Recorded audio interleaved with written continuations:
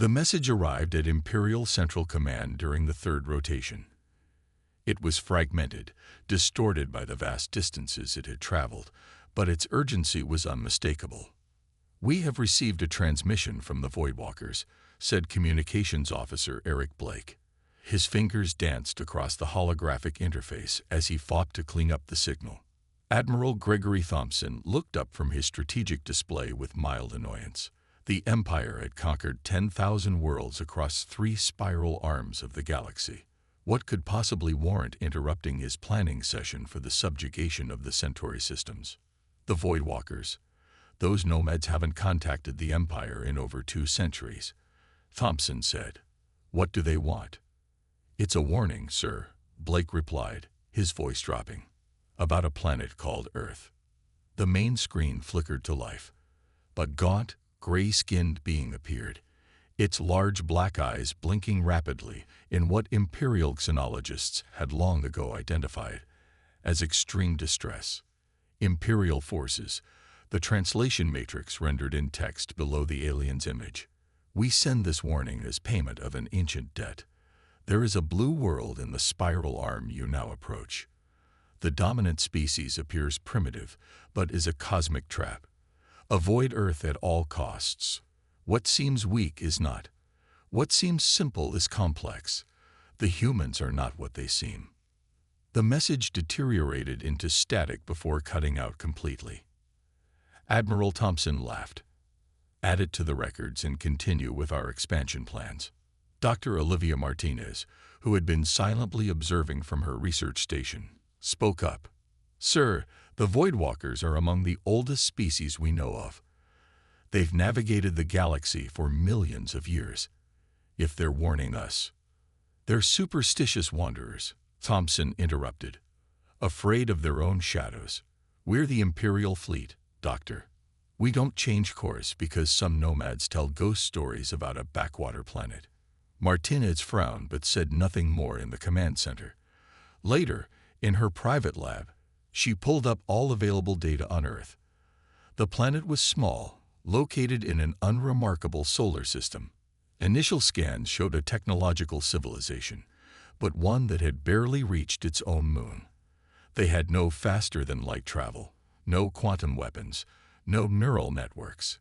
By Imperial standards, they were practically savages. Yet the Voidwalker's warning troubled her.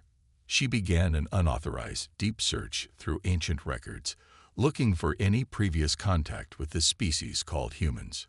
3 decks above, Admiral Thompson was reporting to Emperor XRVI via secure quantum link.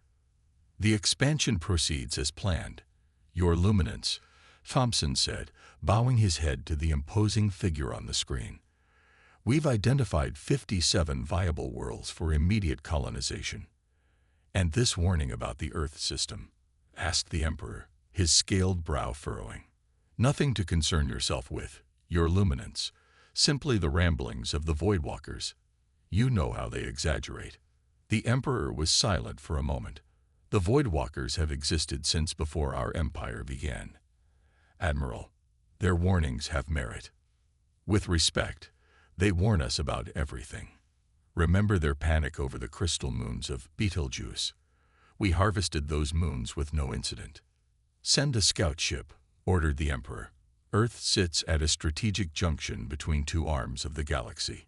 If it's suitable for colonization, I want it. As you command, Thompson replied, hiding his irritation. In her lab, Dr. Martinez found something disturbing. 3 separate civilizations that had reported contact with Earth had mysteriously vanished within a decade afterward. There was no record of war, disease, or any explanation for their disappearance. The last report from the 3rd civilization, the technologically advanced Krell, contained only a brief message. They learn too quickly. They see patterns we cannot. Avoid at all costs. Martinez shivered and sent an urgent message to the Emperor's Scientific Council. By the time she received a response dismissing her concerns, the scout ship ISV Explorer was already preparing to depart for Earth under the command of Captain John Miller. The trap was about. The ISV Explorer gleamed in the launch bay, its sleek hull absorbing light rather than reflecting it. The scout ship was small by Imperial standards, but packed with the most advanced technology in the galaxy. It could map an entire planet in hours, analyze every species, and remain completely hidden from detection. Captain John Miller walked through the final inspection, his experienced eyes checking each system. This was his 7th first contact mission, and he prided himself on following protocol to the letter. "Captain, the crew is assembled and ready for briefing," said his second-in-command, Officer Peter Ryan. Miller nodded. "Let's not keep them waiting." In the briefing room, 20 crew members stood at attention. Miller noticed Lieutenant Susan Wright, their intelligence officer, already had her data pad open to information about Earth. "At ease," Miller said. "Our mission is straightforward. We will observe the planet Earth and its inhabitants, evaluate their threat level, and determine suitability for Imperial expansion." Lieutenant Wright stepped forward. "I've compiled preliminary data on human civilization as of their year 2087. They have established colonies on their moon and on Mars, the 4th planet in their system. Their technology is primitive by our standards. They still rely on chemical rockets for space travel and have only recently developed basic fusion power." "Any military capabilities we should be concerned about?" asked Security Chief Alan Bennett. "Nothing that could threaten an Imperial vessel," Wright replied. "They have nuclear weapons, but the radiation shielding on even our smallest ships can withstand such attacks." Miller nodded. "According to protocol, we will observe for 30 days before making contact. Remember, we stay cloaked at all times." Back on the Imperial flagship, Dr. Martinez continued her research despite official disapproval. She found ancient star maps that showed Earth had been marked with a warning symbol by multiple species over thousands of years. In her private log, she recorded, "There's a pattern here that the Imperial Council is ignoring. Earth appears harmless, yet advanced species avoid it. The Voidwalkers aren't the first to warn about humans." She sent her findings to a colleague on the science vessel ISV Discovery. The reply came quickly. "Most interesting, Olivia. But what exactly makes these humans dangerous? Their biology seems unremarkable." Martinez studied the genetic scans of humans that probes had secretly collected over the past decades. Physically, humans were indeed unimpressive. Average strength, average speed, average sensory abilities. But something about their brain patterns was unusual. "It's not what they are," she whispered to herself. "It's what they could become." Meanwhile, the ISV Explorer entered Earth's solar system, passing the gas giants with their impressive rings and moons. The crew marveled at the blue planet as they approached. "It's beautiful," Officer Ryan remarked. "Hard to believe it could be dangerous." The ISV Explorer hovered silently above Earth, completely invisible to human detection systems. Captain Miller studied the main view screen showing the blue and green planet rotating slowly below. "Begin ground team deployment," Miller ordered. "Remember, absolute stealth protocol." A small shuttle detached from the Explorer and descended through Earth's atmosphere. Inside, Lieutenant Wright and Security Chief Bennett prepared their observation equipment. The shuttle's advanced cloaking technology bent light around it, making it appear as nothing more than a slight heat distortion in the sky. "Landing zone selected," the pilot announced. "Rural area, low population density, minimal surveillance technology." The shuttle touched down in a cornfield in Iowa. Wright checked her scanner. "Nearest human dwelling is half a mile east. Farm residence, single occupant." Bennett nodded. "Perfect. Set up the monitoring station and begin collecting samples." The team worked quickly, setting up equipment that would analyze everything from soil composition to radio transmissions. They placed tiny drones the size of insects around the area to observe human behavior. Meanwhile, Paul Johnson was checking his corn crop when he noticed something strange. The stalks in the western field were bent in an odd pattern. He walked over to investigate and found a perfect circle where the corn had been flattened. "What in the world?" he muttered, kneeling to examine the flattened stalks. The corn wasn't broken or damaged, just perfectly bent at the base. No storm could do this. He pulled out his phone and took several pictures, then sent them to his neighbor who had once worked for the government. "Hey, Steve, ever seen anything like this?" he texted. Back on the ISV Explorer, Miller received the first reports from the ground team. "Humans appear to be going about their daily routines," Wright reported. "We've observed their transportation methods, communication devices, and social interactions. They're surprisingly adaptable for a primitive species." Miller reviewed the data. "Their vehicles still use combustion engines. How inefficient." "Yes, but they're rapidly developing electric alternatives," Wright noted. "Their technology is advancing at an accelerated rate compared to our models of species development." Miller dismissed this observation. "All species have periods of rapid advancement before they plateau. Continue monitoring." On the Imperial flagship, Dr. Martinez made a breakthrough in her research. She had been analyzing historical data from Earth and discovered something alarming. "Computer, compare technological development." Admiral Thompson reviewed the reports from the ISV Explorer with growing satisfaction. After 2 weeks of observation, Earth seemed ripe for Imperial expansion. "Prepare the diplomatic vessel," he ordered his staff. "It's time to make our presence known." On Earth, the Global Space Initiative headquarters buzzed with activity. Director West stood before a room of world leaders and military commanders. "Our deep space scanners detected their ship 2 weeks ago," West explained. "Since then, we've tracked at least 3 landing sites where they've established observation posts." "And you're certain they're not the visitors from 29? Asked the French president. "Different technology signature," West confirmed. "These are new players." "Then we proceed with the plan," said the Chinese premier. "Operation Mirror Shield is active as of now." The room nodded in agreement. Earth had been preparing for this moment since the first confirmed alien contact 58 years ago. On the Imperial flagship, Dr. Martinez received an unexpected visitor. Emperor HFY himself stood at her laboratory door, his tall frame imposing even without his ceremonial armor. "Your research on humans has caught my attention, Doctor," the Emperor said. Martinez bowed deeply. "I'm honored, Your Luminance." "These warnings about humans, do you believe them?" Martinez chose her words carefully. "I believe humans are unique. Their evolutionary path produced unusual problem-solving abilities. Their brains form connections in ways we haven't seen in other species. Are they a threat to the Empire? Not technologically, but their adaptability concerns me.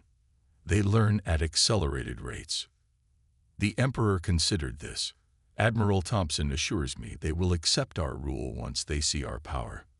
"They might surprise us," Martine said softly.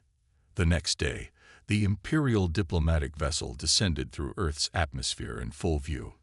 Its massive form breaking through clouds above Washington, D.C., the ship hovered over the National Mall, its size casting a shadow over the monuments below.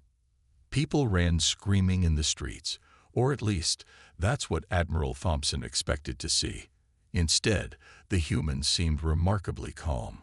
Traffic stopped, people pointed and took pictures with their devices, but there was no panic.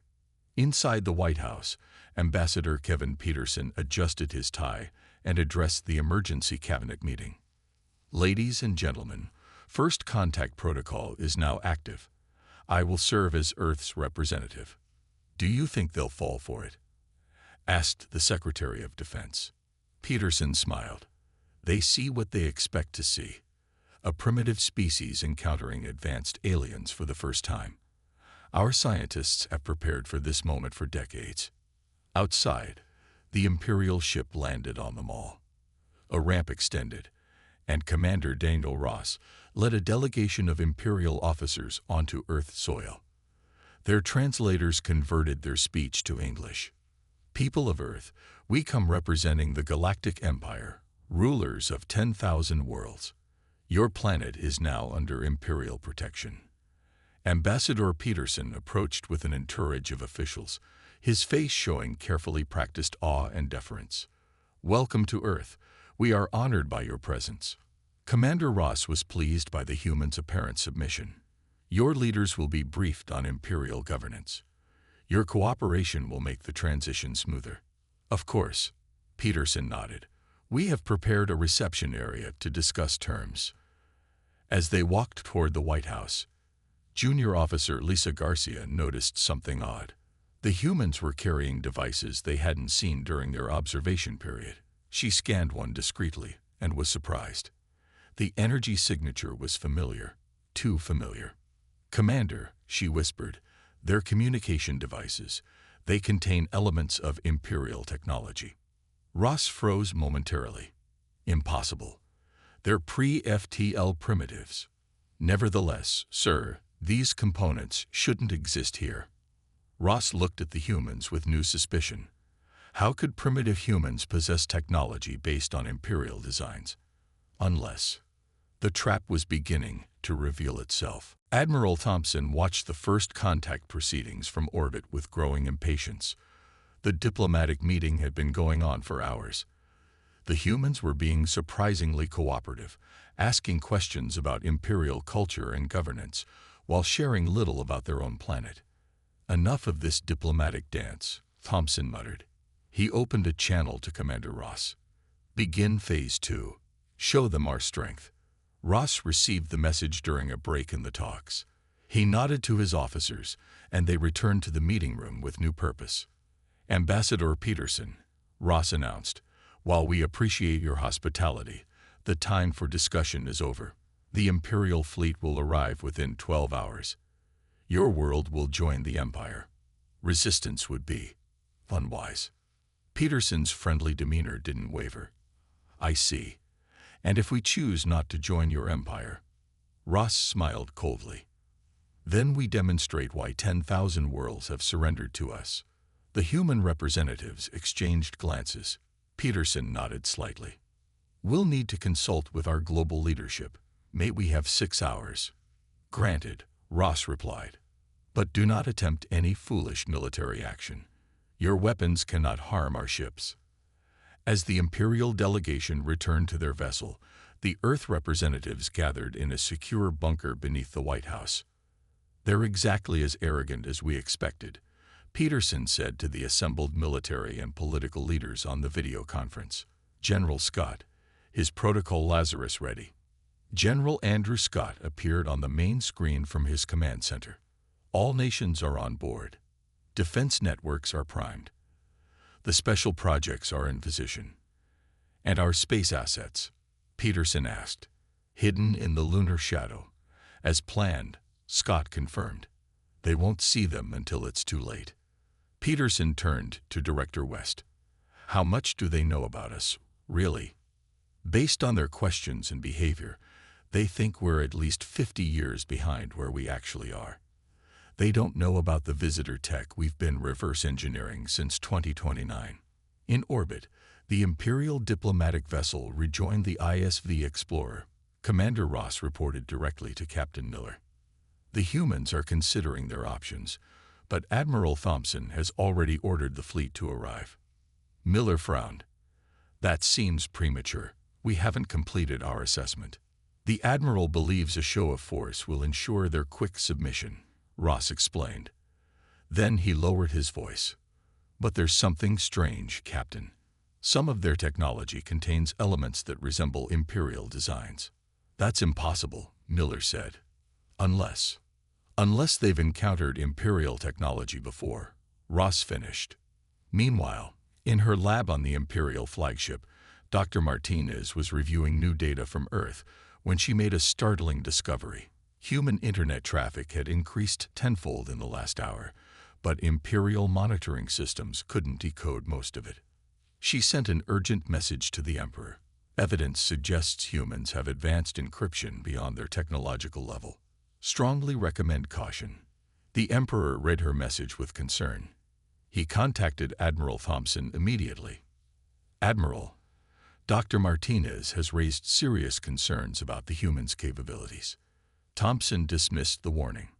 Your Luminance, I have already ordered the fleet to Earth. We will arrive in force and they will submit, as all primitives do when faced with our might. And if they don't? The Emperor asked. Then we will demonstrate the consequences of defiance, Thompson replied confidently. On Earth, in a hidden facility deep beneath the Rocky Mountains, teams of scientists and engineers worked frantically. They surrounded a massive device reverse-engineered from technology left behind by previous alien visitors. Dr. Grace Williams, lead scientist of Project Lazarus, addressed her team.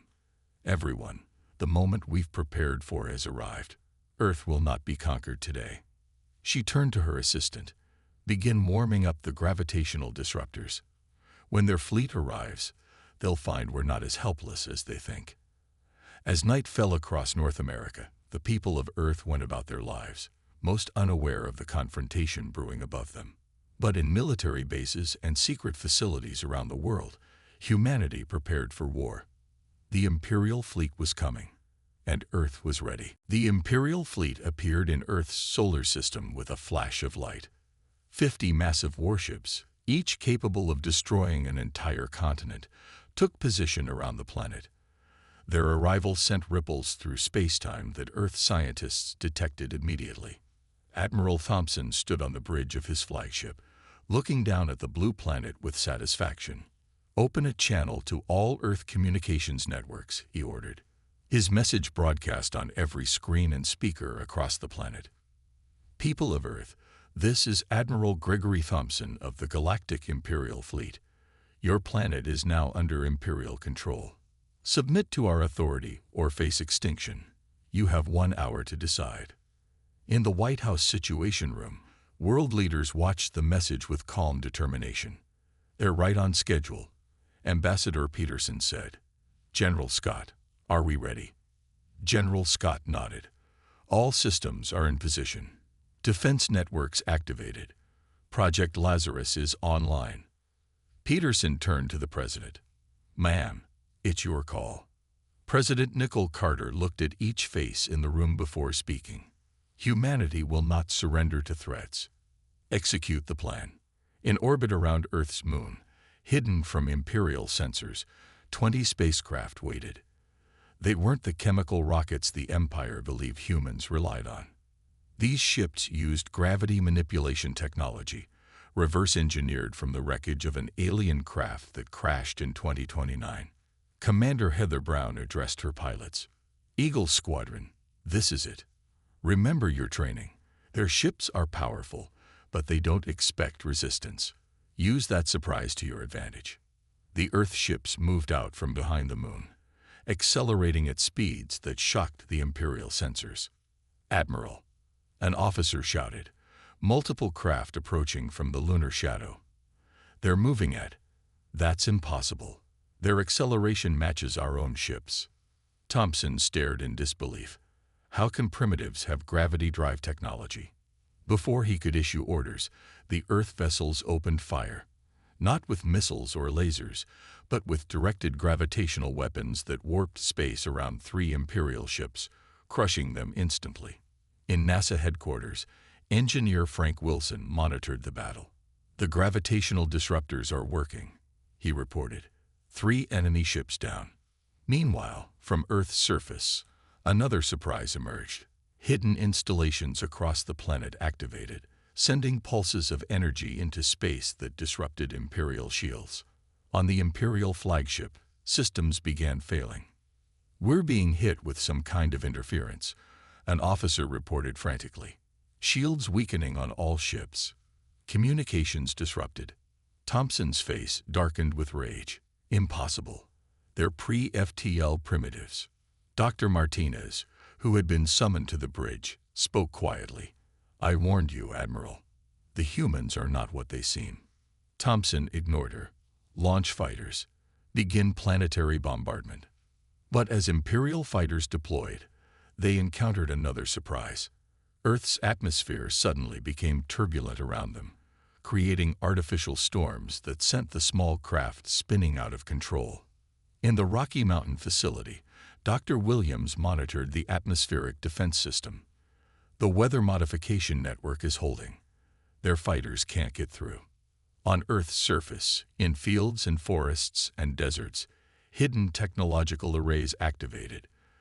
These weren't human technology at all, but devices left by the very visitors who had warned the Empire.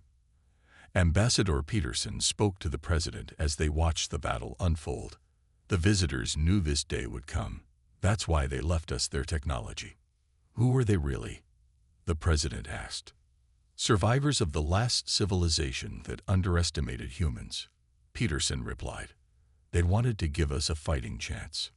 In orbit, Admiral Thompson watched in horror as his mighty fleet was crippled by what should have been an easy conquest.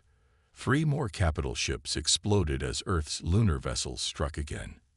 Retreat, he finally ordered, his voice hollow. Pull back to regroup.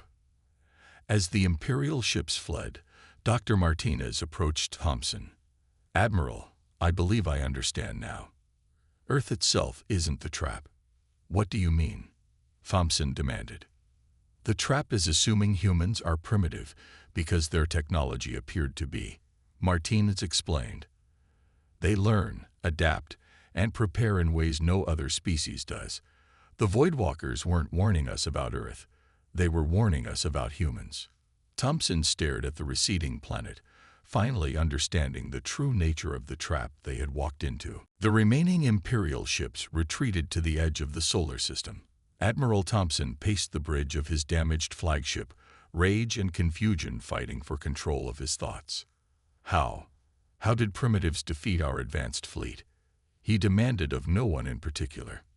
Dr. Martinez stood quietly in the corner, her datapad displaying new information about the human counterattack. Admiral, I've analyzed their weapons. They're based on technology from at least 3 different alien civilizations, all modified and improved upon. Thompson turned to her. That's impossible. They would need to understand principles far beyond their development stage. That's what makes humans dangerous, Martinez explained. They have an unusual ability to comprehend and adapt technology they encounter, even without understanding the underlying science. They see patterns and make intuitive leaps. On Earth, celebrations began as the Imperial fleet retreated, but in the secure command centers, Earth's leaders knew this was only the beginning. They'll be back with reinforcements, General Scott warned. We need to prepare for a larger attack. Ambassador Peterson nodded. The visitors' technology gave us an advantage, but we need more. He turned to Commander Brown, who had returned from the space battle. Your thoughts, Commander? Brown studied the tactical display. We need to take the fight to them. The visitors left us starship designs we haven't built yet. I say we accelerate that program. In the hidden facility in the Rocky Mountains, Dr. Williams made a breakthrough. She stood before a strange device left by the visitors, a crystalline structure that seemed to respond to human thought patterns. It's some kind of communication device, she told her team. And I think it's activating.